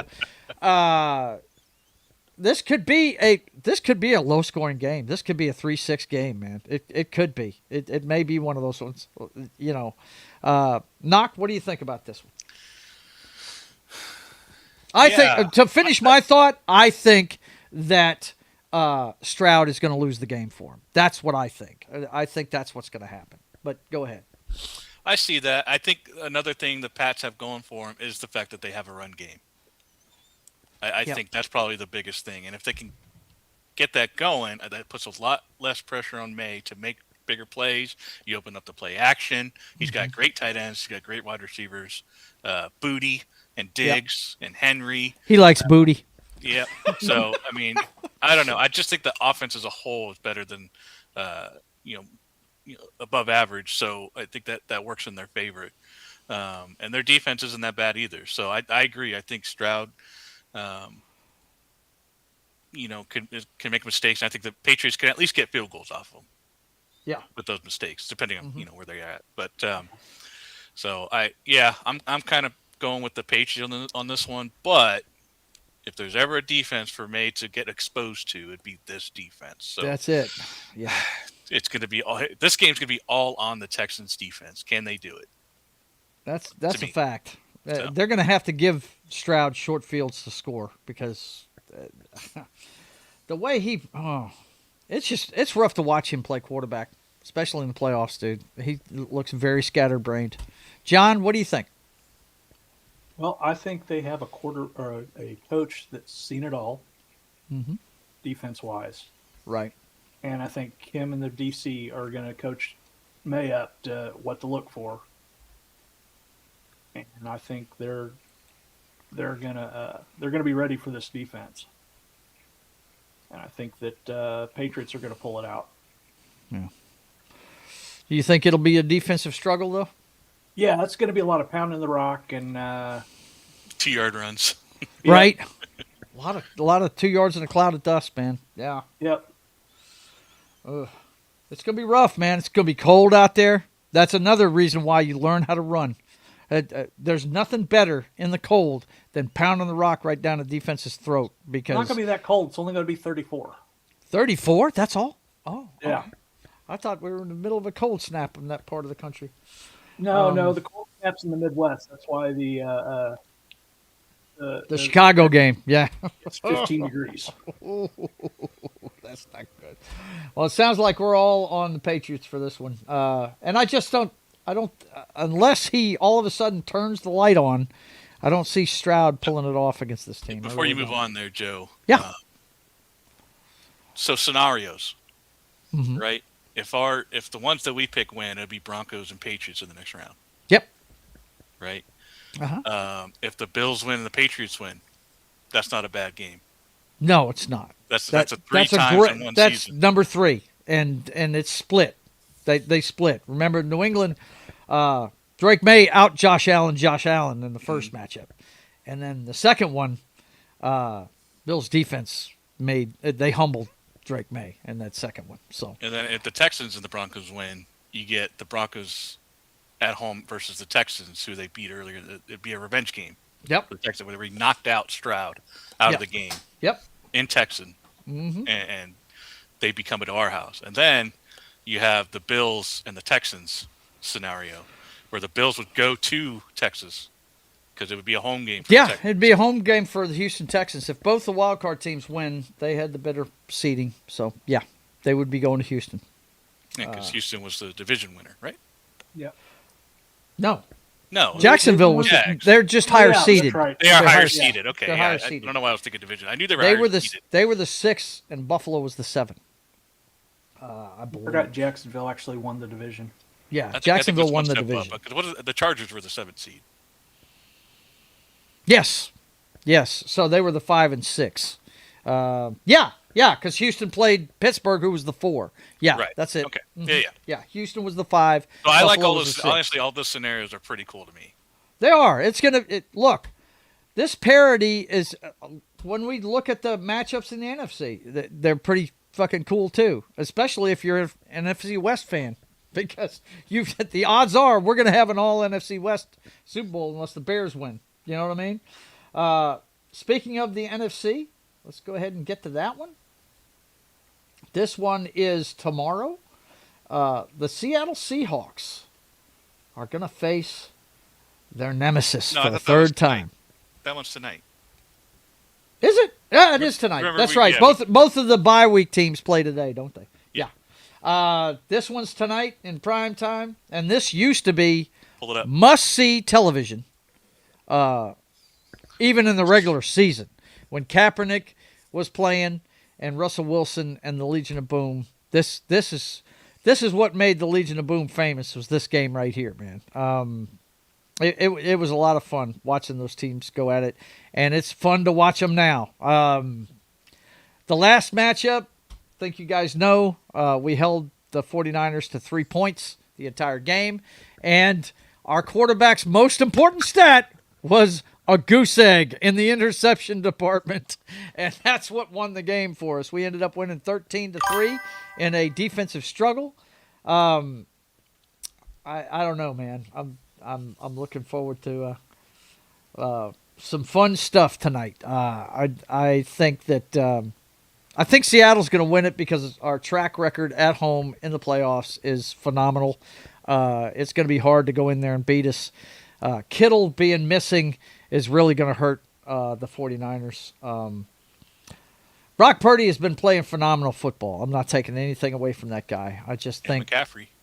So and McCaffrey. The one guy you wouldn't think that would make it through the season is the one guy. The one guy that's still there, and you know, and I think, I mean, look, this could go either way. They could. These two teams know each other very well. I think it's going to be another defensive struggle. I don't think it's going to be a light up the scoreboard thing. I think both teams are really good on defense. I think the better offense is the 49ers for sure. The better play caller is on the 49ers sideline. But here's the thing. There's very few teams that run the football as effectively as we do. We don't fuck around about it. It's hat on a hat, push you out of the way and make holes for Walker and Charbonnet. They love to run downhill, and that anybody that knows football knows that's an easy way to win football games right there. You take a defense's manhood when you do that to them, and they're gonna run a lot tonight. We're gonna do a lot of punting early in this game. I guarantee you. They're not going to be throwing a lot at the beginning of this one. I could be totally wrong. They might try to throw them off by throwing the football early, but I just don't see it happening. I think at home, of course, Jackson Smith and Jigba has been the best wide receiver, arguably, most of the season. But the 49ers tend to shut him down. He doesn't have big games against them. Robert Saleh is I told you guys at the beginning of the season I thought the San Francisco 49ers were going to go to the Super Bowl from this spot. I thought they'd go from the wild card spot. And, the team that I'm more scared of is them than the Rams. Because, like I said earlier, they got a great pass rush, but, if you can run, there's one thing you can do to the Rams, and it's been proven. Carolina did it to them in the first round. You can run the football at them pretty easily. So they don't scare me as much as the 49ers do. This is the game tonight. I think having home field advantage is everything for us. We always get knocked out if we don't have home field advantage.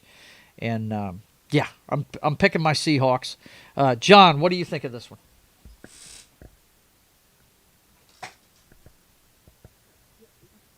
Thing is, though, this 49er team. Yeah. Doesn't matter how hard you hurt them, Yeah. who they lose, they've got somebody there to plug the hole with. Yeah. Yeah, they lost Kittle, but their backup isn't bad. He made a couple of Yeah. catches last week that were pretty good. Yeah. Mm-hmm. I hear you. They're probably the best coach team in the NFL. yeah. They probably I'm are. gonna go out on a limb. I'm gonna go with the 49ers. Yeah. Well, I'm gonna think the 49ers are gonna go. They're just gonna be the team that does it all despite everything being against them. yeah. The us against the world mentality. Yes, Yeah. Yeah. We'll see. I'm probably completely wrong, but The only reason why I'm so confident is I know what goes on in Seattle. Yeah. Weird shit happens in Seattle. More than any other stadium in the country. The frickin' Seattle Seahawks get more crazy calls than any other team in football. Legit crazy-ass calls. Okay. How about the one against the Rams, the backwards lateral that the running back picked it up in the end zone to hand it to the ref, and we get the 2-point conversion. I mean, you can't make that shit up. You know what I mean? We get crazy fucking calls. That's why I'm so confident. Home field advantage really means something for us. Just like it does for your team. You're damn near unstoppable in your own stadium. I mean, it wasn't the case this year, but this was a weird year for the Chiefs. But Knock, tell me what you think of this one.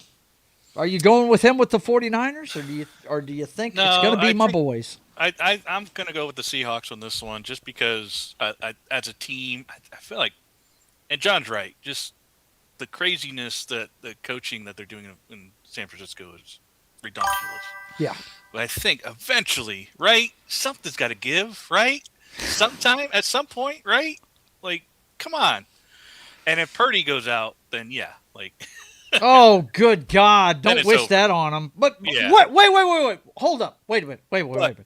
Mac Jones is the backup, and he did really well earlier this year. yep. So That's true. But if he goes out too, no, I'm kidding. Oh, Have we not seen the 49ers get down to their emergency quarterback in a playoff? yeah, but that happened over a series of weeks. I don't think we're going to see it in one game, Never know. But anyways, Yeah. the Seattle, I think even if, because now we talked about this pregame, Darnold is beat up. Mm-hmm. What Darnold do we get? Do we get Right. the 14-win Darnold, or do we get the one that throws 4 picks Darnold? The guy that throws the playoff game. Yeah. And will he make it the whole game? That kind of thing. Well, I like our backup. I do like Yeah, I him. mean, He doesn't have playoff experience, nothing like that. But I've always he's my kind of guy. You know, I love a pocket passer, and that's what he is. He's a big armed pocket passer. Drew Lock, the ex Bronco. Mm-hmm. Yeah, for sure. Yeah. So and I think that with the rushing game, because those two running backs, if they're not hurt, are pretty awesome. So and they've been resting. Yeah. Yeah. So Yeah. I think as in the Seahawks defense, I really like them too. I think we already saw a couple weeks ago what they did to the 49ers offense. That's not as good as they were then. Right. They don't have Kittle. So, yeah. They get things done, but they're still not, I think the healthier team in this case finally gets to draw. Yeah. Mm-hmm. And here's the thing about the Seahawks: when you watch, if you haven't seen them this year, their defense is very, very good because they're the definition of a bend, don't break defense. They don't blitz, they rush 4 guys, and they just play zone behind it. It's exactly the way the Legion of Boom used to play, but they're very good at. Their zone play, though, is very interesting to watch because they don't just sit in that zone. If somebody comes in their zone, they're attacking it every time. So even if somebody catches the ball, they're right there to put them on the deck, and they wrap and they drive you into the ground. They do not let you get away. Some of the best tackling you ever watch is the Seattle Seahawks, man. It's freaking fantastic. So, yeah, I'm with you. John, you're gonna have to be out on that limb by yourself, son. You know what I mean? And I'm used to it. I've been on that limb all year. I understand. You're going to be out there. I thought I had that. Yeah, there it is. There's John. He's out there. He's all comfy out there on that San Francisco limb all by himself. Yeah. Okay, last one. Boys and girls, this could be a shootout of epic proportions. These In are the fourth quarter. Oh, my God. It could be, yeah. It could be 21-21 at the end of the first quarter. I mean, this has the potential to be one of those games that's just, well, I unless one team shits the bed, I think this is going to be a classic. It really is. They've got the right head coach in Ben Johnson for the quarterback they have there in Chicago. They have a very opportunistic defense. They can be beaten. I mean, Love threw 4 touchdowns on them last week. It's just the Packers couldn't stop them either. You know, they couldn't do it. Caleb Williams, like I said, nothing but upside with this guy. He does things you can't coach. I think when the adrenaline's on, he plays better. It's ridiculous how much better he plays when he's up against the wall. It's like watching Eli back in the day, but he doesn't. Eli never had the physical gifts that this guy has. It's ridiculous watching this guy play. Like I said, if his football IQ ever catches up to his talent, this league's in trouble. He really is, you know. But on the other side, you've got Matthew Stafford, probably my favorite quarterback playing today. I love the guy. I think he's awesome. He's a pocket passer, no doubt. He's an older guy. Doesn't run very much. When he does, it's because the Red Sea parts, and he's just going for a first down. He's not going to kill you with his legs, but man, he's got a receiving core that's all world, and he's got a good run back in Kyrie Williams. Yeah, this is going to be a shootout. I don't even know who to pick in this one. I really don't, because the Bears are at home, and they tend to pull it out when they're at home. The only time I've seen them lose these shootouts is on the road. I think the last time was in San Francisco, right? They lost to the San Francisco 49ers, but they had a chance to score at the end of that one. So, you know, I mean, this is going to be a fun game to watch right here. And it's Could be who has the ball last. Yeah, it's going to be who has the ball last. No doubt about it. They've done it 7 times this year, the Bears have. Me personally, I'm pulling for the Rams because I don't want to see this wild card come up to Seattle. I just don't. Caleb Williams is as up and down as he is. The upside is scary as fuck. So, you know, I'd much rather play a team I know. You know what I mean? And 2 of the teams that I have to face down the stretch here, I know. So I'll take the devil I know over the devil I don't know. You know what I'm saying? I'm definitely pulling for the Rams in this one. Who do I think's going to win it though? We saw some chinks in the armor in both of these teams last week. Shit. I'm going to take the old man. I'm going to take experience over everything else. I'm going to take Matthew Stafford in this one. I'm going to take the Rams. Knock, what do you think of this? Yeah, I think I'm going to go with the Rams on this one, just because of the experience. I think I don't think the Rams will give up 25 points in the fourth quarter. No. Well, if they do, then Stafford's going to be making some points too. Like he's not going to settle for field goals in the fourth quarter. Yeah. They're going to be scoring touchdowns. The thing they have over the Packers is they have a pass rush. They can get to Caleb Williams. They can get to him. So we'll see about that.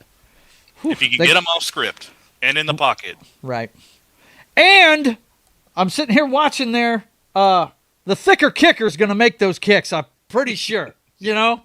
Yeah. Let's face it, they lost a touchdown, period, in points. An extra point and 2 field goals that could have won the game for them last week, the Packers did. So, yeah, I feel you, man. I feel you. What do you think, John? It's Soldier Field. It's going to be 15 degrees. Chance of lake effect snow. Oof. Yeah, LA Rams are a dome team. Basically, they are, yeah. Yeah. They're a California team. Yeah. They're a warm weather team. No, this is Bears football weather. This is what they're built for. And I think the Bears are gonna beat the Rams. Okay. All right. So you got I'm on the limb twice. And on the limb twice. Is that what you're telling me? Yep. You out there on the limb again? Yeah. Knock, did you take the Rams? I took the Rams. Yeah. He's out there by himself. One thing's for sure, though. This is going to be a fun game to watch. That's for sure. Oh, yeah. This is going to be crazy, man. Especially Personally, if it I don't starts think snowing. what's going to happen until the fourth quarter. Yeah, right? They're just going to feel each other out. It's going to be like watching a boxing match, man. They're just going to feel each other out for the first couple of rounds, right? Oof. Jeez, man. And let's see, the matchups we got in the NFC. Yeah. Bears win. Seahawks win. You got the Seahawks-Bears in Seattle. Mm-hmm. Seattle wins and the Rams win. Well, you get part 3 of that one, and we saw 37-36 in overtime, right, on a Thursday night not too long ago. Yep. Let's see. And 49ers then if the Niners win, you got they beat the Bears already, you know? The one game they played this year, they beat them. And their defense isn't as good as the Seahawks. You know what I mean? So that could be a good one. And then the other one would be San Francisco Rams versus the Rams. Wow. Look, if it's an NFC West championship game, it's going to be fun because they know each other. There's going to be fights. There's going to be smack talking, man. Yeah. I'm looking forward to it. I no matter who wins tonight between the San Francisco 49ers and the Seattle Seahawks, I really hope the Rams win so we can have an all NFC West championship game. I think that would be fun as hell, man. I really do. So, Joe, can you tell me who our championship teams were that we picked at the beginning of the season? Just the 4 teams that are in the... You guys cuss and discuss real quick, and I will go get the book. Hang on 1 second. Take me about 30 seconds. Hang on. I'm curious if anybody got close. I'm way out of it. I think I had the Bills in it, and probably the Chiefs. And then I know I had Packers Chiefs for the Super Bowl. I can't remember who I think I probably had I usually pick the 49ers, but I don't know if I did this year.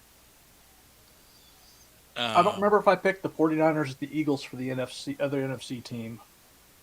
Yeah, I can't remember for the NFC team. I normally pick the 49ers. I think this year I chose differently, but I can't remember if I did or not. I'm pretty sure I picked Bills, Chiefs, but I could be maybe even the Bengals. Thought the Bengals were going to have a comeback year. That went through. May have picked the Ravens. Okay, so let me turn my camera back on. I have the book. Yeah. By the way, guys, if you didn't know, we picked every game during the season, and knock came one kick from beating me in the pick. Yep, this the year. freaking Tyler Loop. He got a coach. He got a coach fired. He got and two more coaches importantly- fired, basically. And most importantly, he lost me my season. So that guy. That It's guy. definitely not me sending him death threats. Which I think. All is right, ridiculous. so John's Super Bowl pick has shit the bed completely. Oh, yeah. No, not Super Bowl yet. Okay, The I'm championship sorry. games. The championship games. The championship games. We did not pick championship games. We just picked who was going to win divisions and wild cards, and we said who was going to win and go to the Super Bowl. Oh, Okay. okay. That's what we did. Okay. All right. Fair enough. If you want the entire breakdown, or do you just want? No. Okay. If all we did was who made it in, Yeah. then yeah. Okay. Who were our Super Bowl Okay, picks? so John's pick for the Super Bowl was the Kansas City Chiefs. Of course. That shit the bed a The while Packers. ago. And the Packers, who got beat last week by the okay. Bears. Your pick was the Detroit Lions, who I said at the that's beginning of the right. year would Yeah. not make it, wouldn't even make the playoffs. And I was right about Such a that. collapse. Ben Johnson, he was a big loss to that team, dude. I'm Yep. telling you. They've already fired their offensive coordinator from this year. They're already looking, and don't be surprised if Mike McDaniels is their next offensive coordinator. And watch out if that happens. The other one you picked was the Buffalo Bills, and they're still Okay. there. Okay. They're still there. My pick, I said the San Francisco 49ers would come from the wild card spot and go to the Super Bowl and win it against the Buffalo Bills. Mine is the only one that's Oh, still man. viable, Oh man. which is not surprising because See, I'm also the guy I that won remembered the picks. normally I picked the 49ers, but I thought they were going to have a kind of a down year. So I went with the Lions. I kind of remembered. They're a well-coached team, man. Look, that team is run well from top to bottom. They're the GM. I loved him as a player, man. What was his name? He was John a safety Lynch. for the Bucks, huh? John Lynch. John Lynch. Yes, I never can. He was with remember the his name. Broncos too. He ended with the Broncos. Right, he ended with the Broncos, but he played most of his career. He won a Super Bowl with the oh shit. I just said it a second ago. The Buccaneers. Yeah. I forget I was watching an interview with him one time and he said we won that game before we even stepped on the field. He said, cuz what was their coach's name? Gruden. He said Gruden was playing the part again and basically calling every play that they ended up facing on Sundays. They knew exactly every play they were going to run. Because they were facing the Raiders. Yeah. Yeah, His old team. his old team. And friggin' He's like, I know Callahan every didn't single one change you a play. fucking thing. That's stupid. I mean, here, have a Lombardi trophy. We're not going to change anything. Here you go. That's the Raiders. Stupid.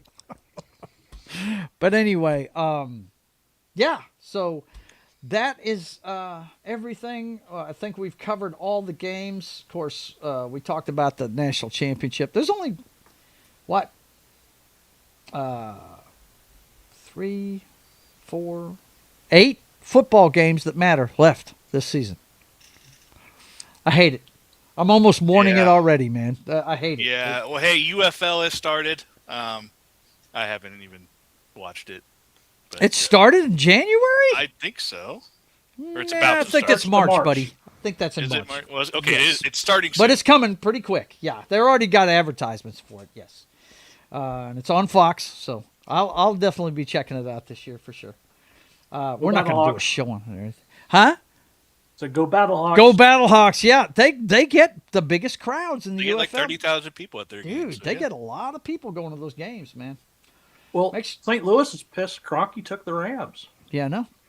They supported the What do Rams. you think They had of Kansas City moving to the other side of the border? I think with it's with your Bucky shirt over there. What do you think? Noticed it. it's still in Kansas City. Yeah, it's still Kansas City. I'm just It's not going to be in Missouri Well, anymore. it It's going to be in sucks. Kansas. It's not in Missouri. It's It's like the Jets and the Giants being in Jersey. Right? It's weird. Weird. Yeah. Weird. The problem is they're going to lose what makes Arrowhead special, and I don't think we realize that. Right. But the stadium's see. look cool. The stadium's going to look cool, and we're going to get Super Bowl. So I modern. might actually get to see a Super Bowl in person in my lifetime. Wait. They're not moving indoors, are they? Yes, they're getting a dome. That's the future, man. All domes. They're getting a retractable dome is what they're getting. Let me point out the fact that the Minnesota Vikings have not been back to a Super Bowl since they moved inside. I know. They haven't won a Super Bowl either, so, It's cool that it can get them to a Super Bowl, but it's not going to win you a Super Bowl. Just saying. Same here. Just saying. Those teams that play outdoors in the elements, Yeah. they win Super Bowls a lot. Yeah. Not the I agree. Vikings. Broncos do. New England Patriots do. In my opinion, Chiefs do. In my opinion, they shouldn't have indoor stadiums in the first place. And Well, when you talk about carbon footprint, if that's something that you worry about, then yeah, I completely understand that. But they should make football is made to be played in the elements. yes, it is. You play rain or shine. It's snow, the one sport sleet, that they don't hail. call for rain, right? The only time they stop a game is for player safety during a lightning storm. That's the only time they stop it. And that's the way it should be with football. Yep. That's why I always think it's funny when the Bills have to get their fans to dig out their snow. They give them $20 an hour and free meals, but it's still pretty funny. So anything we want to touch on before we get out of here today, guys? I think we've covered pretty much all of it. I know that I'm looking forward to these games today. I hope I'm pleasantly surprised by the Texans-New England game. I don't think that's going to be a good one. I really don't. Especially after the way Stroud played last week against Pittsburgh, who has been nicked up the whole year. They fit. So, John, I'm curious. What are your Super Bowl picks right now? Since you don't have any skin in any of the games. Yeah, let's all give a Super Bowl pick now that we have a fresh perspective. I mean, yours is still alive, Joe. Mine's half dead. Yeah. Mine's still alive, but I don't think it's going to be that. Yeah. Now, I didn't know my team was going to get home field advantage. I thought we'd make the playoffs, but Same here. I did not think we would be in the position we're in. Go ahead. Patriots Bears. Patriots Bears. Wow. Now, let me tell you something. Me personally, I would enjoy that because we need to get revenge on those motherfuckers for 85. Tell you right. And I'd tell them, wear your fucking red uniforms with white helmets, damn it. Wear them and beat the shit out of them. Oh. Okay. Knock, what do you got? Well, since I'm going with my Broncos, I mean, in the beginning year, I took the Bills, and that's still possible. But since I'm picking the Broncos today, I'll stick with the Broncos and go. I think we need a revenge game, Broncos Seahawks. I think we need we had what is it, Super Bowl 48, and then we won Super Bowl 50, and neither one of us has been back since then. Yep. Since their prospective Super Bowls, and and we have a defense this time. Both teams have a defense. So Well, you had a defense last time you went to the Super Bowl, too. Matter of fact, well, they won it for you. In our rematch, we did not have a great defense. Or excuse me, in our first Super Bowl, we did not have a great defense. Oh, no. Matter of fact, that Super Bowl is the reason why you had a great defense 2 years later. So, yeah. Elway said, I need that. Let's go get that. Yeah, exactly. DeMarcus Ware, Von Miller, who I hope we get back next year for novelty reasons. You are welcome, Keely Chow. Anytime, man. Anytime. That's what I'm hoping for, too. I'm trying to think who can beat you, though. And I think our offense. I think you're going to win. I think you're going to the Super Bowl unless the Texans get in there. If the Texans get in there, that's going to be a low-scoring game, and wow, that could get nasty for you guys. I think that's the worst matchup for you. I think New England you can beat. I think, I mean, we beat Hey, before, though. Dr. Jones, what's up, man? We finna get out of here, and you just showing up. What's up? Yeah, I mean, I'm West Coast, so it's I've just had a super Chicago Bears fan Yep. in the house. What's Super up? busy schedule, so Is this frantic craziness going to continue with them? So Broncos Bears, Dr. Jones, is that what we're looking at, Super Bowl? I'm looking at a rematch of Super Bowl 20, actually. 20? No, I don't. I actually, if I were to logically pick the Super Bowl, I mean, is this the last show? Yeah, no. We're going to be on next Sunday. Next Sunday. Yeah. So you've done all the picks. Dude, we're leaving. Yeah, It's we're 10 done. minutes till noon. We've been on for an hour and 50 minutes. Here, I'll throw it back up there so we can get your pick in each game real fast like. Yeah, I'll do it super quick. Sorry, Super quick. That's okay. I No just problem. wanted to drop by. So. That's fine. I'm glad you're here. I love your Broncos, go. perspective. All right, We got Bills, this one to start with today. Broncos defense is just too tough. They're playing at home. Yeah, this is going to be a low scoring game. I can predict that. Yeah. But if I were to pick one, Bills. Bills? Okay. Yeah, All right. barely. I mean, but it could go either way. Yeah. Just like me in college. Just kidding. Just kidding. Just kidding. Next one. We got Houston at New England. Oh, this is going to be a upset of the day. I'm sorry, Texans. Texans defense is just brutal. I think. Wow. Yeah, I'm sure you watched all the games last week, but Oh, yeah, I did. And wow. Yeah. Texans have but their offense is. I do know they were facing a statue last week, though. So, I think little the different Patriots, this week. I think the Patriots are a year away still. Yeah. I think I don't know. I'm just going to go Bills, Texans in the AFC. Let's All right. I'm going on gut here. All right. You Gotcha. know. Then we got tonight, San Francisco goes into Seattle for round 3. Oh, you're going to hate me. 49ers. See, John was John's all not on a on the limb limb by anymore. himself. Now he's off that limb. There you go. I like that. I'm glad. Glad to hear that. Thank you very much for picking the San Francisco 49ers. Thank you so much. Because I was really worried with John being on that limb by himself. Yeah. No Witten, and they're going to win, huh? Okay. Yeah. Gotcha. I mean, Darnold, he's kind of banged up, isn't he? Yep. Yes, we talked about Yep. that. Yeah. But Joe He is, sure is internally confident in the run game, the defense, and Drew Lock if he has to step in. If Drew Lock has to step in, I have no problem with it. Look, he stepped off the bench for the Seahawks before and played lights out. So, yeah. I think if given the opportunity to shine in the playoffs, I don't think he'll shit the bed. So, there you go.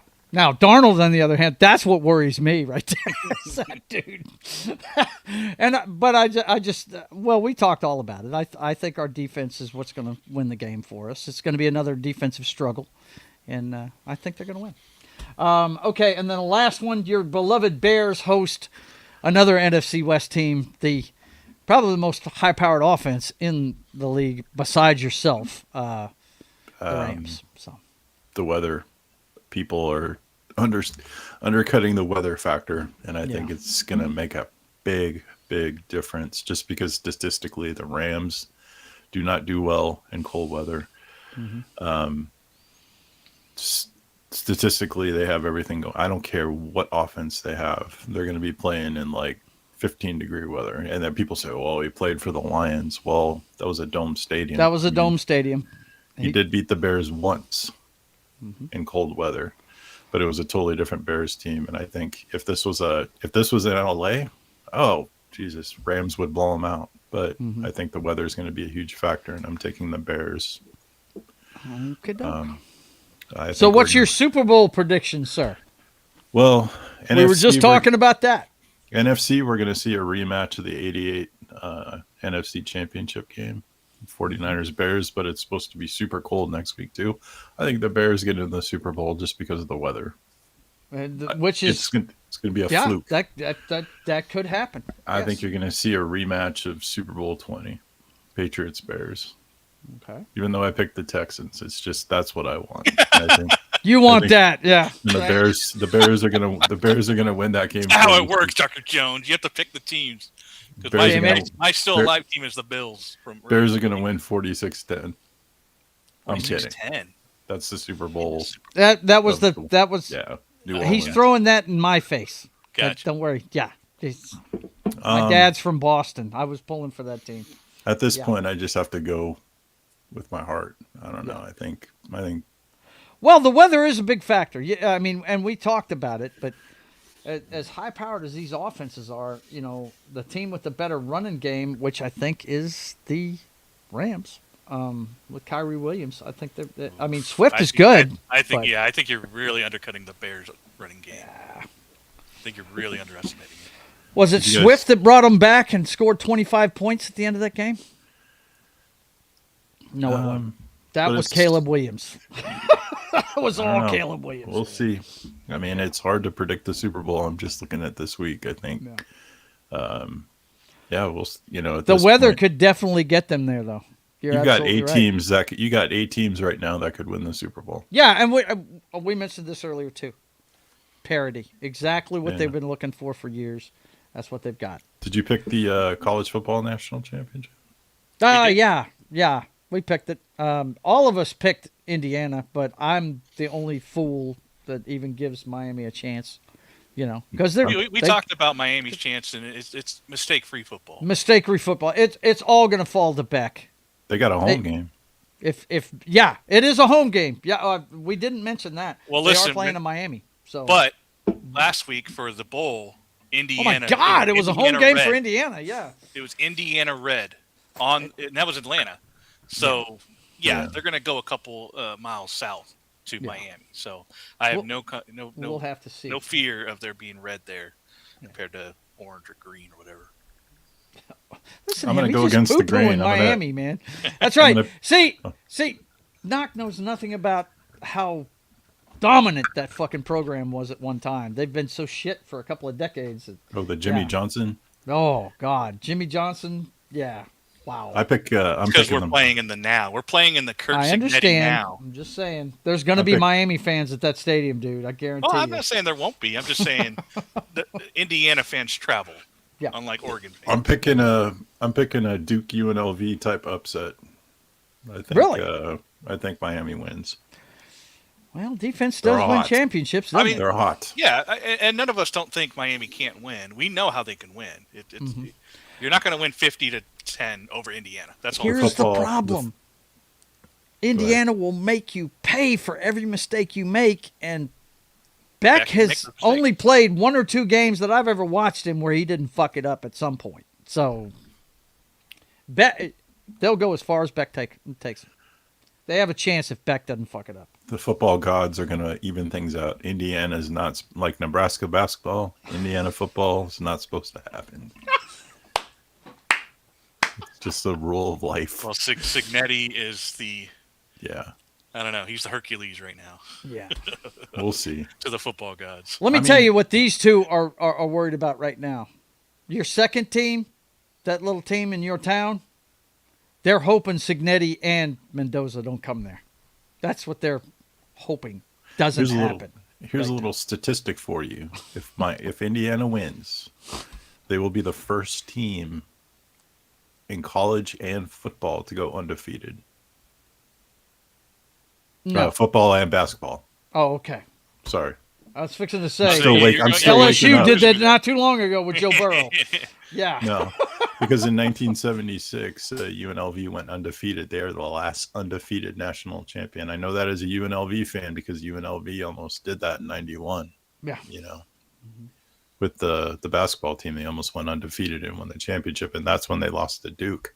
Mm-hmm. But if Indiana wins, they're going to win the most games in a season, go 16-0, and be the only program in college football and basketball to be undefeated and win the national championship. Yeah. Just a little history. Can't wait for the movie. That would be amazing. Knox says he can't wait for the movie. That's why he's rooting for Indiana. I'm rooting for Miami though. Fuck. I am too. Dude, you know me. I love great running game and defense, and they got that shit. I love number 4 for the fucking Miami Hurricanes, dude. That guy is awesome. I love him. He drags people with him. It's great. I just think they need to quit playing these goddamn games so late in January, though. This is NFL time. You know it is NFL time. Yes. Yeah, yes. playing on They a need to Monday move it night, up. just- Knock has said that the entire time we do this show. They need to move all this stuff up. Yeah. I mean, they And could start the unfortunately, I think season that's in gonna mid. be getting rid of Army Navy week, Yeah. or at least moving it. Yeah, they could. You know, they need to start the season in mid-August or something. You know. So Maybe have the Army Navy game kick off the season. that's kind of that's a good idea. That wouldn't be bad. Yeah, be like Hall of Fame week. Yeah, right. Have that be the preseason game for college football. It doesn't matter anyways towards their records or anything. It doesn't. It doesn't really matter. It doesn't matter. Yeah, they don't count that one for this stuff. Yeah. So, okay, boys and girls, that's it. We actually went 2 hours to talk about friggin' 5 games. Wow. No, we actually touched talked on about the all other the games, games too. from last week, all 8 games from last week. So Next week we're gonna be struggling. no, next We only week have we'll 4 just do games an to hour talk show. about, and and only we'll 2 be games good. to talk about. It'll be fine. We got other things to talk about though. I'm sure the coaches are going to start getting hired here pretty quick. We'll have things to talk about. But anyway, thank you for being here, guys. I appreciate you being here. Let me let you guys know what's going on with the channel real quick before we get out of here. Don't forget, on the 24th, we're going to have our first watch party. We're going to do it every other week. And the first one we're going to kick off with is the Shawshank Redemption. You tune in that night at 7 o'clock. We'll talk about the movie for about 15 minutes or so. And then we will send you to Cosme to watch the movie. And we will be commenting here on YouTube exclusively. So you guys come check that out on the 24th at 7 p.m. Also, I'll join you for that. I'll join you for that. Hey, everybody can come hang out with that one. It's not. I exclusively invite certain people for the football show, but all my friends are invited for these other ones. So yeah, definitely you'll get an invite for that one, man. Also, don't forget tomorrow night. See, I'm thinking like it's Sunday. We're talking football, so I'm thinking like it's Sunday. Tomorrow night at 6 p.m. it'll be chilling at the club number 19. So you guys come check that out. It's just a chat show where I just sit there and talk to the chat, and we talk about whatever they want to talk about. Just a chill show at 6. I gave Highlander the month off. After the Super Bowl, we'll be back to the Brothers Hack the Matrix. But this week, it'll be another chilling at the club, number 19. You guys look forward to that. Monday at 10 a.m. Central Time, it's Military Monday when we talk military movies over on Pop Culture Minefield. And then, of course, at a special time this Monday, 3:30, Brian from That 70s Rock Fan is going to start playing Expedition 33, the game that swept everything at the Video Game Awards this year. So look forward to that at 3:30 p.m. Central Time on Monday. And then, of course, wrapping up Monday is 6:30 p.m. Central Time. It's me playing Mass Effect 3 on Papa Joe Gamer After Dark, video games, cocktails, and fails. Wednesday at 3 p.m. Central Time, back over on Pop Culture Minefield's channel, we'll be doing Wednesday Afternoon Matinee, talking about a great movie with Gary, Anima, and Martin at 3 p.m. Central Time on Pop Culture Minefield's channel. And then, of course, State of the Atmosphere comes your way at 5:30 p.m. Central Time. My favorite show I do every week about pop culture, all the stuff I dig, movies, shows, video games, all that stuff. Come check it out as we talk everything pop culture every Wednesday at 5:30 p.m. Central Time. And then Friday at 1 p.m. Central Time, it's Sketching the Privateer. The story of America's Pirate Patriot comes to life on my iPad using Procreate as I ink the first issue of The Privateer. You guys come check it out. Fridays at 1 on my channel. And then don't forget to go see John, Knock, and Martin as they are just... I've never seen a playthrough of fucking Baldur's Gate like this. They're off the chain. They're not going to program, if you know what I'm saying. You guys go check it out. They were fighting with goblins on their side last night. They took out the Grove, man. Wow. That's crazy. But anyway, you guys go check it out. They're having a good time every Friday at 8 p.m. Central Time on Gaming Night with John playing Baldur's Gate. You guys go check that out every Friday. And then don't forget, this show will be back next Sunday for Championship Sunday.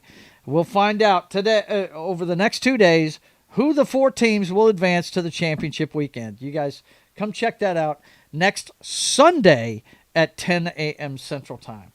And also, don't forget, hit your notification bell, because every once in a while I do living room late night. It's just me and my PS5 talking to you while I play video games.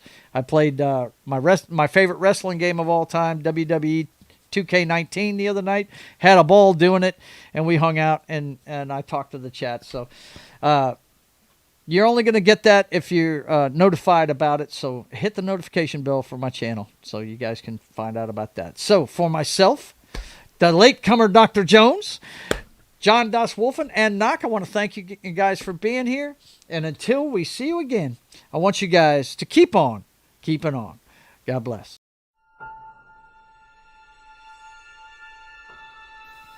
Go Seahawks!